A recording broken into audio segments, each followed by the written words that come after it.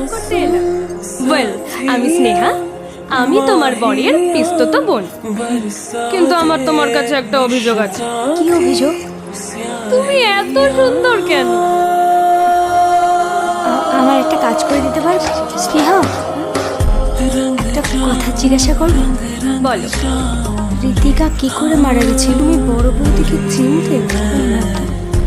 তোমার মামা যখন আমাদের বাড়িতে তোমার বড়দার সম্বন্ধ নিয়ে গেছিলেন, তখনই জানতে পেরেছিলাম তোমার বড়দার স্ত্রী সদ্য মারা গিয়েছেন।